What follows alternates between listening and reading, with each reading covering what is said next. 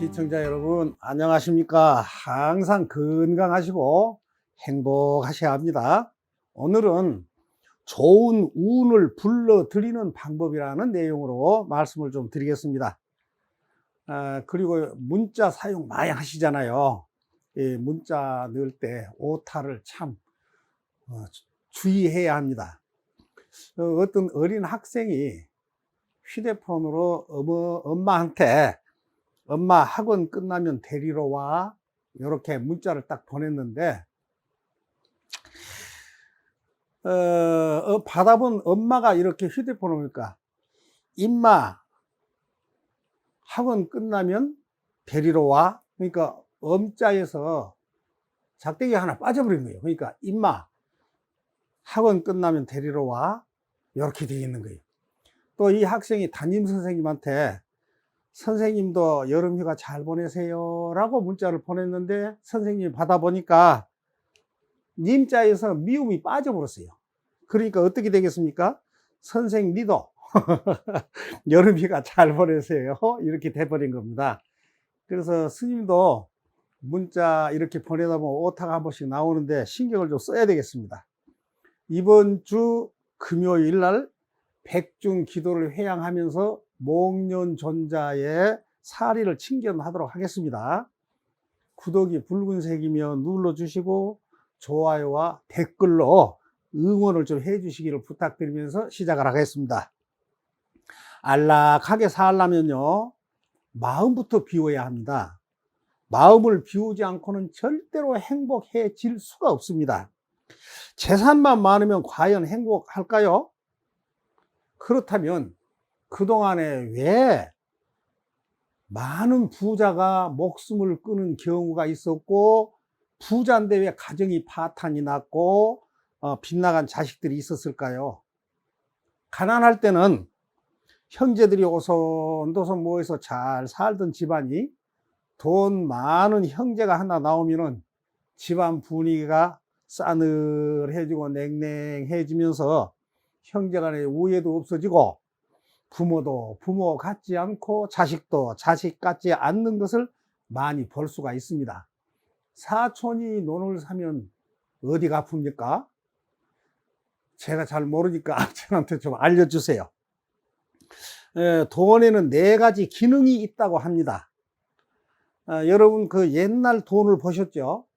그 옛날 돈을 보면 이렇게 동전처럼 둥근 모양의 네모난 구멍이 있죠. 그래서 둥근 것은 하늘을 상징을 하고 네모난 것은 땅을 상징한다고 합니다. 그것은 하늘과 땅처럼 만물을 안전하게 덮고 받쳐주는 것을 상징한다고 합니다. 두 번째, 돈은 물처럼 끝없이 흘러가죠. 그러니까 시청자님들께서도 돈이 새고 있는가 잘 보세요. 세 번째, 돈은 못 가는 곳이 없죠. 재벌, 거지, 조폭, 사기꾼 어디든지 다 흘러갑니다.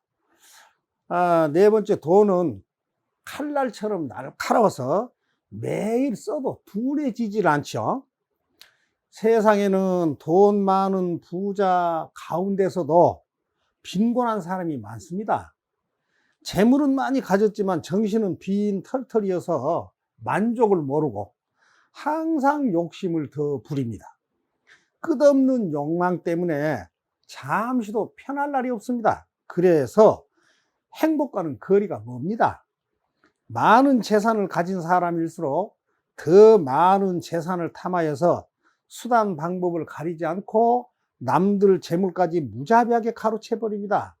돈, 출세, 명예 이런 것을 목표로 삼고 사는 사람들이나 그런 것을 이미 손에 틀어쥔 사람들은 남의 어려움과 슬픔을 이해하는 능력이 상실되기 쉽습니다. 제가 겪어본 어떤 사장과 고위 공직자가 있었습니다. 그 두 사람은 지독하게 인색하고 욕심이 많았습니다. 남에게 차 한 잔 사줄 줄도 모르고 밥 한 번 산 적이 없습니다. 전혀 없어요. 그런데 이제 사장은 망했고 공직자는 퇴직을 했습니다. 그러고 나니까 주변 사람들이 모두 다 떠나버립니다. 아무도 상대를 해주지 않습니다. 그게 화근이 되어서 사장은 화병으로 죽고 공직 출신은 자살을 하더군요. 지나친 욕심으로 선량하고 약한 사람들에게 피해 주는 생활을 하면 끝내 그 욕심을 끌어안고 저승으로 떠나게 됩니다. 그들은 한때 명성을 날리면서 떵떵거리고 살았지만 결국 끝없는 나락으로 추락해버린 것입니다. 욕망의 노예로서 만족도 감사도 나눌 줄도 몰랐던 결과는 참으로 비참합니다.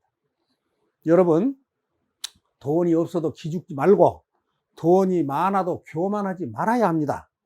잘 산다고 가는 곳마다 큰 소리 치고 올챙이 배에 내밀며 허리 굽힐 줄 모르고 뒷짐 짓고 갈짓자 걸음 걸으면 매우 위험합니다. 지금 잘 먹고 잘 살고 있어도 언제 화가 들이닥칠지 모르는 일입니다. 그래서 복에는 화가 숨어 있고 화에는 복이 숨어 있는 것입니다. 백유경에 작은 명예와 이익을 구하다가 도리어 큰 손실을 보게 되나니 제 몸을 위하여 예의를 돌아보지 않으면 현재에는 허명을 얻고 미래에는 괴로움을 받는다 하였습니다. 빈곤에는 세 가지 유형이 있죠. 첫째, 절대적 빈곤을 말하는데 의식주나 기본적 생계가 어려운 상태를 말을 합니다. 둘째는 상대적 빈곤인데 남과 비교해서 상대적 박탈감으로 자신이 적게 가졌다고 생각하는 빈곤을 말합니다. 셋째, 주관적인 빈곤입니다. 남들이 가난하다고 보는 것이 아니라 자기 자신이 가진 것이 적다고 느끼는 빈곤을 말합니다. 자신이 가난하다고 생각을 하면 항상 불안하고 자신감과 자존감도 상실이 되어버립니다. 그러면 작은 일에도 상처를 받고 세상을 삐딱한 눈으로 바라보고 남이 나를 비웃지는 않나 불안한 마음으로 남의 눈치를 살피며 남들의 말에 지나치게 신경을 쓰면서 주눅이 들어있고 남들이 혹시 내 흉을 보는 건 아닐까 살피며 만사를 시시콜콜 신경 쓰게 됩니다. 남 부러워하며 한탄하지 말아야 합니다. 배짱을 가져야 합니다. 나는 수입이 적어서 날마다 힘들게 일하고 겨우 월세 주고 나면 가족들 입에 풀칠하기 급급하니 너무 피곤하고 힘들다며 한탄하지 말아야 합니다. 어떤 사람들은 옥탑방에서 혼자 살기도 힘겨운데 그래도 나는 월세라도 낼 수가 있고 가족들도 돌볼 수 있으니 얼마나 다행인가 하면서 힘을 내야 합니다. 비록 일은 고되고 몸은 힘들고 수입이 적다 하더라도 퇴근을 하면 가족들의 웃는 모습을 볼 수 있어서 고생한 보람이 크다라고 생각을 해야 합니다. 마음을 바꾸면 세상이 달라지고 보는 시야도 달라지며 미래까지도 달라져 버립니다. 한 생각이 극락이고 한 생각이 지옥입니다. 자꾸 엄살을 부리면 요 날라다닌 팔이 있죠. 팔이 날개에 맞아도 기절을 하게 됩니다. 그리고 미풍에도 쓰러집니다. 항상 마음속에 행복한 느낌이 충만하도록 해야 합니다. 생각을 바꾸면 미래 발전에 획기적인 변화를 일으킬 수가 있습니다. 오늘의 삶의 자세가 내일의 발전을 결정을 합니다. 적극적으로 즐겁게 살면 활력과 성취감으로 충만한 하루가 되고 소극적으로 짜증내고 살면 좌절과 무료함으로 피로가 쌓여서 인생이 망가지게 됩니다. 스님은 모든 것을 아주 좋게 받아들이는 습관이 되어 있습니다. 만약에 제가 재벌 자식으로 태어나서 아기 때부터 영양 공급을 충분히 받고 성장을 했다면 체력 단련을 소홀하게 했을 수도 있습니다. 만약에 부잣집에서 태어나서 순조롭게 학업을 계속할 수 있었다면 수행자가 안 될 수도 있었습니다. 또 부잣집에서 태어나서 잘못 삐끗한 생활을 했다 그러면 학원에 간다 그러고 나쁜 친구들과 어울려서 나쁜 짓 하고 돌아다녔을 수도 있고, 주색 잡기에 골몰할 수도 있고, 도박꾼이 된다거나 알코올 중독자가 된다거나 아니면 마약 중독자가 되어 있을 수도 있는 것입니다. 아찔한 일입니다. 만약에 아버지가 국회의원이라도 하셨다면 음주운전으로 전과자가 되어 있을 수도 있는 거예요. 그래서 어린 시절 농촌에서 경험했던 가난과 고통은 나의 분발 촉진제가 된 것입니다. 가난한 농부의 아들로 태어난 것은 정말로 고마운 일이고 다양한 일입니다. 그래서 항상 부모님께 감사를 드리고 있습니다. 행복이란 매일 기쁘게 일하고 가족과 남들을 위해 봉사하는 것입니다. 총욕불경에 사랑을 받아도 비난을 받아도 동요하지 말라 하였습니다. 이것은 자신의 본분을 잊지 말라는 뜻입니다. 스님은 그동안에 많은 시주 은혜 속에 살아왔습니다.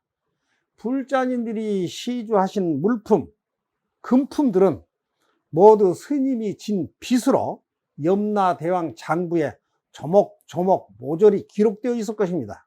그래서 가급적 더 빚지지 않으려고 무진 애를 쓰고 살고 있습니다. 그러니까 부당한 보시 요구를 한다거나 나의 것이 아니면 휴지 한 장도 갖지를 않습니다. 절대 갖지 않습니다. 이 승복은 군인 전투복보다도 세상에서 가장 무겁고 무서운 옷입니다. 어떤 시청자님이 열애암에 오셔서, 열애암은 좋은 일도 많이 하고 해서 엄청 부자절인 줄 알았는데 직접 와서 보니 가난한 암자라고 했습니다.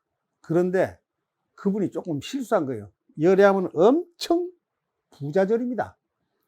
단 내 것이 아닌 것을 쓰면 오롯이 나의 빚으로 남는다는 것을 알고 있기 때문에 부당한 요구를 한다거나 강요가 없는 절일 뿐입니다.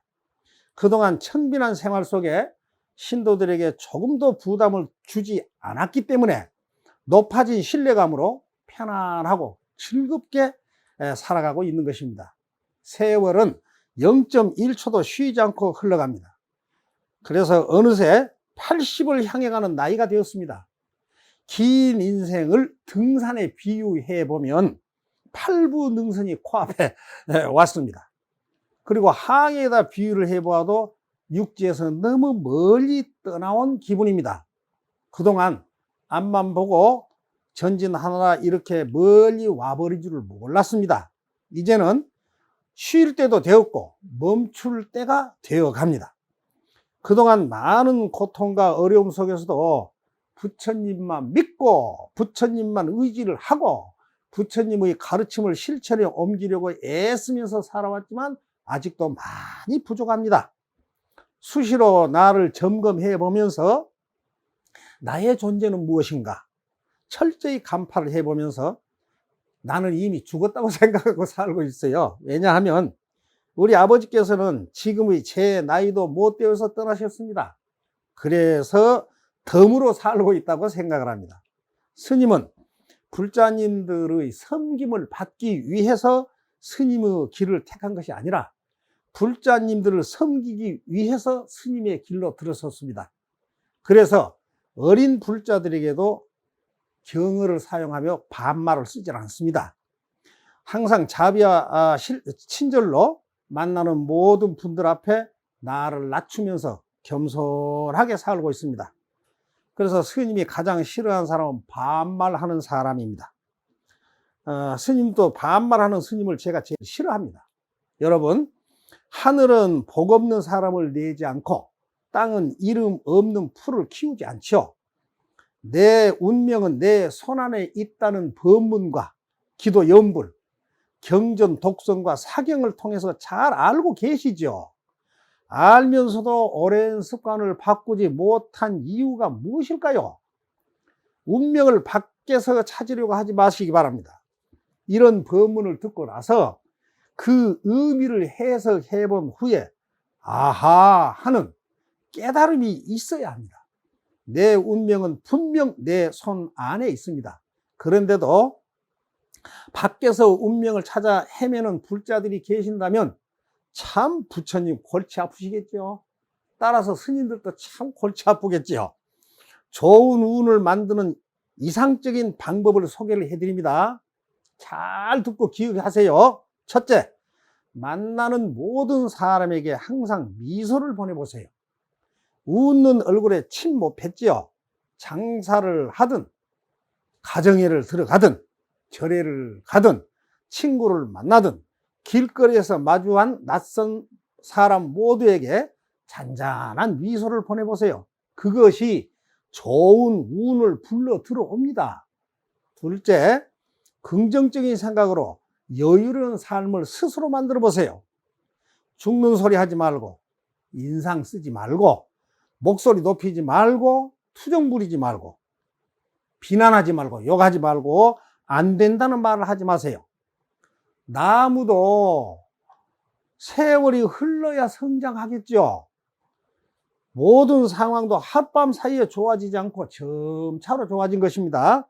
항상 희망을 노래하면서 첫째는 미소, 둘째는 긍정적인 사고, 이 두 가지만 지키면 분명히 좋은 운이 찾아옵니다. 오늘은 좋은 운을 불러들이는 방법에 대해서 말씀을 드렸습니다. 이번 주 금요일 백중기도를 회양하면서 목련존자님의 사리를 칭견하도록 하겠습니다. 구독이 붉은색이면 눌러주시고 좋아요와 댓글로 응원을 해 주시기를 부탁드리면서 나날이 발전하시고 더욱 행복하시기 바라면서 마치겠습니다. 감사합니다. 이만 하면 됐다. 뭘 더 바라겠느냐.